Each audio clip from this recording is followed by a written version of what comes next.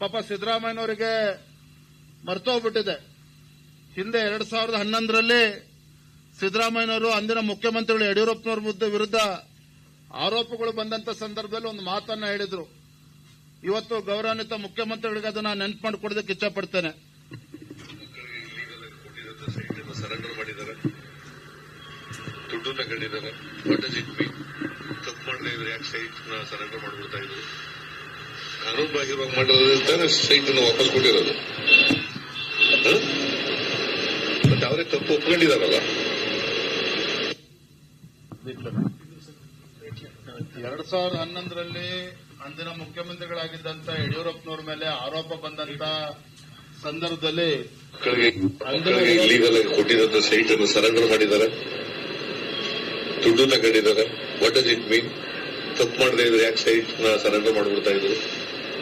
ಕಾನೂನು ಬಾಹಿರವಾಗಿ ಮಾಡಿರೋದ್ರಿಂದ ಸೈಟ್ ಅನ್ನು ವಾಪಸ್ ಕೊಟ್ಟಿರೋದು. ಮತ್ತೆ ಅವರೇ ತಪ್ಪು ಒಪ್ಕೊಂಡಿದಾರಲ್ಲ.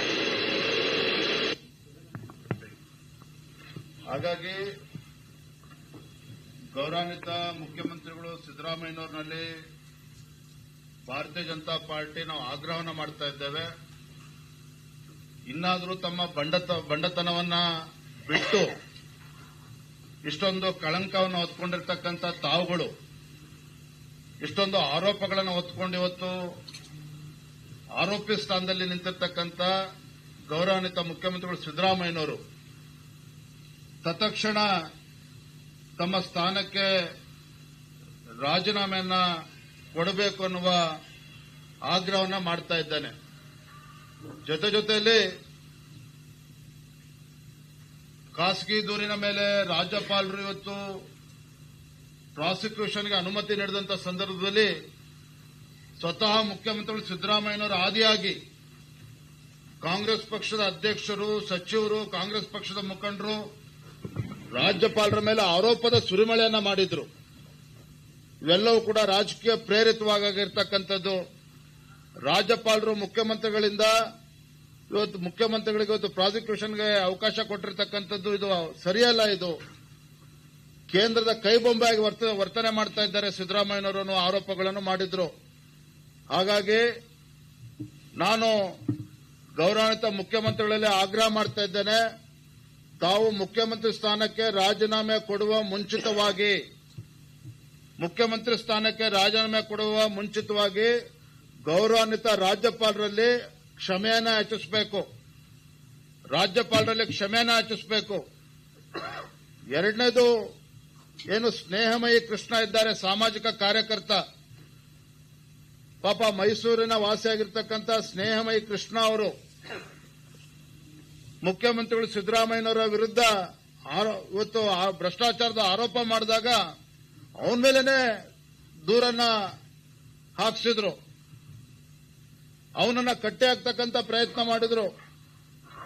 ಎಲ್ಲ ಒಂದ್ ಕಡೆ ಅವನಿಗೆ ಬೆದರಿಕೆ ಆಗ್ತಕ್ಕಂಥ ತಂತ್ರನೂ ಕೂಡ ಮುಖ್ಯಮಂತ್ರಿಗಳ ನೇತೃತ್ವದಲ್ಲಿ ಆಗಿರ್ತಕ್ಕಂಥದ್ದು, ಅವರ ಹಿಂಬಾಲಕರಿಂದ ಆಗಿರ್ತಕ್ಕಂಥದ್ದು.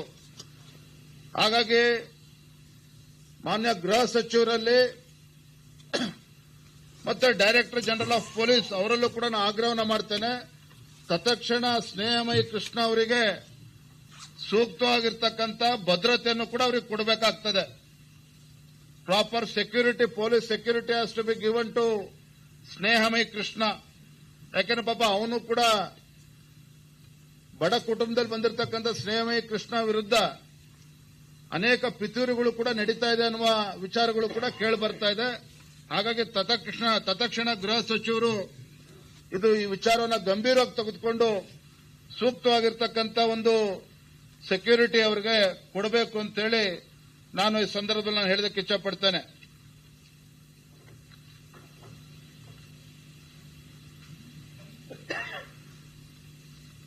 ಮೊನ್ನೆ ದಿನ ಸಚಿವರಾಗಿರ್ತಕ್ಕಂಥ ಮಹದೇವಪ್ಪನವರು ಮೈಸೂರಿನಲ್ಲಿ ಮಾತನಾಡ್ತಾ ಹೇಳ್ತಾ ಇದ್ರು. ಏನ್ ಹೇಳಿದ್ರು? ಸಿಎಂ ಸಿದ್ದರಾಮಯ್ಯನವರು ಮುಖ್ಯಮಂತ್ರಿ ಸ್ಥಾನದಿಂದ ಇಳಿಯೋದನ್ನೇ ಕಾಂಗ್ರೆಸ್ ಪಕ್ಷದಲ್ಲಿ ಕೆಲವರು ಕಾಯ್ತಾ ಇದ್ದಾರೆ ಅನ್ನೋ ಮಾತನ್ನ ಸ್ವತಃ ಮುಖ್ಯಮಂತ್ರಿಗಳು ಸಿದ್ದರಾಮಯ್ಯನವರ ಆಪ್ತರಾಗಿರ್ತಕ್ಕಂಥ ಮಹದೇವಪ್ಪನವರು ಹೇಳಿದ್ದಾರೆ.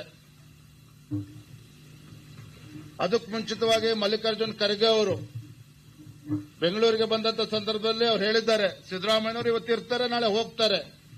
ಅಂದ್ರೆ ಮುನ್ಸೂಚನೆಯನ್ನ ಈಗಾಗಲೇ ಕಾಂಗ್ರೆಸ್ ಪಕ್ಷದ ರಾಷ್ಟ್ರೀಯ ಅಧ್ಯಕ್ಷ ಆಗಿರ್ತಕ್ಕಂಥ ಮಲ್ಲಿಕಾರ್ಜುನ್ ಖರ್ಗೆ ಅವರು ಈಗಾಗಲೇ ನೀಡಿದ್ದಾರೆ. ಮತ್ತೊಂದು ಕಡೆ ಪಾಪ ಡಿ.ಕೆ. ಶಿವಕುಮಾರ್ ಅವರು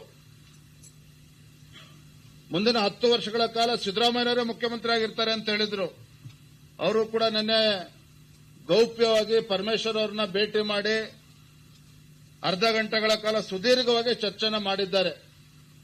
ನನಗಿರ್ತಕ್ಕಂಥ ಮಾಹಿತಿ ಪ್ರಕಾರ ಡಿ.ಕೆ. ಶಿವಕುಮಾರ್ ಅವರು, ಪರಮೇಶ್ವರ್ ಅವರು ಎನಫ್ ಇಸ್ ಎನಫ್, ಇನ್ನೂ ಕೂಡ ಸಿದ್ದರಾಮಯ್ಯನವ್ರನ್ನ ಡಿಫೆಂಡ್ ಮಾಡ್ಕೊಳ್ಳೋದಕ್ಕೆ ಸಾಧ್ಯ ಇಲ್ಲ, ಕಷ್ಟ ಆಗ್ತಾ ಇದೆ, ಪಕ್ಷಕ್ಕೂ ಕೂಡ ಮುಜುಗರ ಆಗ್ತಾ ಇದೆ, ಎಷ್ಟು ಬೇಗ ಸಿದ್ದರಾಮಯ್ಯನವರು ರಾಜೀನಾಮೆ ಕೊಡ್ತಾರೋ ಅಷ್ಟು ಒಳ್ಳೆಯದು ಅನ್ನೋ ವಿಚಾರವನ್ನ ಚರ್ಚೆ ಆಗಿದೆ ಅನ್ನುವ ಮಾಹಿತಿ ಕೂಡ ನಮಗೆ ಬರ್ತಾ ಇರತಕ್ಕಂಥದ್ದು. ಸೊ ಕಾಂಗ್ರೆಸ್ ಪಕ್ಷದಲ್ಲಿ ಏನೇ ಆಗಲಿ, ಇವತ್ತು ಭ್ರಷ್ಟಾಚಾರಕ್ಕೆ ಕುಮ್ಮಕ್ಕನ್ನು ಕೂಡ ರಾಷ್ಟ್ರೀಯ ಕಾಂಗ್ರೆಸ್ ಅವರು ಕೊಡ್ತಾ ಇರ್ತಕ್ಕಂಥದ್ದು ನಮಗೆಲ್ಲ ಗೊತ್ತಿದೆ. ಒಟ್ಟಾರೆಯಾಗಿ ಇವತ್ತು ಭಾರತೀಯ ಜನತಾ ಪಾರ್ಟಿ ನಮ್ಮ ಹೋರಾಟಕ್ಕೆ ಮೈಸೂರು ಚಲೋ ಇರಬಹುದು, ಅಧಿವೇಶನದಲ್ಲಿ ಮಾಡಿರ್ತಕ್ಕಂಥ ಅಹೋರಾತ್ರಿ ಧರಣಿ ಇರಬಹುದು, ಬಿಜೆಪಿ ಜೆಡಿಎಸ್ ಬೆಂಗಳೂರಿಂದ ಮೈಸೂರು ಪಾದಯಾತ್ರೆ ಮಾಡಿದ್ದೇವೆ. ಇದೆಲ್ಲದರ ಪರಿಣಾಮ ಆಗಿ ಇವತ್ತು ಮುಖ್ಯಮಂತ್ರಿಗಳು ತಮ್ಮ ತಪ್ಪನ್ನು ಒಪ್ಪಿಕೊಂಡಿದ್ದಾರೆ. ತಮಗೆ ಬಂದಿರತಕ್ಕಂಥ, ತಮ್ಮ ಕುಟುಂಬಕ್ಕೆ ಬಂದಿರತಕ್ಕಂಥ ನಿವೇಶನಗಳು ಅಕ್ರಮವಾಗಿದೆ ಅನ್ನೋದನ್ನ ಅವರೇ ಸ್ವತಃ ಒಪ್ಪಿಕೊಂಡಿದ್ದಾರೆ. ಹಾಗಾಗಿ ಇನ್ನೂ ಕೂಡ ತಡ ಮಾಡದೇನೆ ಮುಖ್ಯಮಂತ್ರಿಗಳು ತಮ್ಮ ಸ್ಥಾನಕ್ಕೆ ರಾಜೀನಾಮೆನ ಕೊಡಬೇಕು ಅನ್ನುವ ಆಗ್ರಹವನ್ನ ನಾನು ಈ ಸಂದರ್ಭದಲ್ಲಿ ಮಾಡ್ತಾ ಇದ್ದೇನೆ. ಏನಪ್ಪ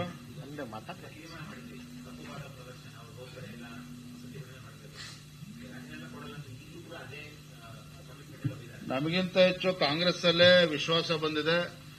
ಸಿದ್ದರಾಮಯ್ಯನವರು ರಾಜೀನಾಮೆ ಕೊಟ್ಟೇ ಕೊಡ್ತಾರೆ, ಬಹಳ ದಿನ ಹಿಂಗೆ ಮುಂದುವರಿಯೋದಕ್ಕೆ ಆಗೋದಿಲ್ಲ, ರಾಜೀನಾಮೆ ಕೊಡಲೇಬೇಕಾಗ್ತದೆ ಅನ್ನೋ ಚರ್ಚೆ ಕಾಂಗ್ರೆಸ್ ಅಲ್ಲೇ ಶುರುವಾಗಿದೆ. ಹಾಗಾಗಿ it's matter of few hours. ನನ್ನ ಪ್ರಕಾರ ಯಾವ ಕ್ಷಣದಲ್ಲಿ ಬೇಕಾದ್ರೂ ಮುಖ್ಯಮಂತ್ರಿಗಳು ರಾಜೀನಾಮೆ ಕೊಡಬೇಕಾಗ್ತದೆ. ಇದ್ರ ಮಧ್ಯೆ ನಮ್ಮ ಆಗ್ರಹ, ಯಾಕಂದ್ರೆ ಅವರು ಬಂಡ್ರಿದ್ದಾರೆ, ಇವರು ಬಂಡತನವನ್ನು ಬಿಟ್ಟು ಈಗಲಾದ್ರೂ ಕೂಡ ಏನು ನಿವೇಶನಗಳನ್ನು ವಾಪಸ್ ಕೊಡ್ತೇವೆ ಅಂತ ನಿರ್ಧಾರ ಮಾಡಿದ್ದೀರಿ, ಈಗಲಾದ್ರೂ ಕೂಡ ಬಂಡತನವನ್ನು ಬಿಟ್ಟು ತಮ್ಮ ಸ್ಥಾನಕ್ಕೆ ರಾಜೀನಾಮೆ ಕೊಡಬೇಕು ಅನ್ನೋದು ನಮ್ಮ ಆಗ್ರಹ.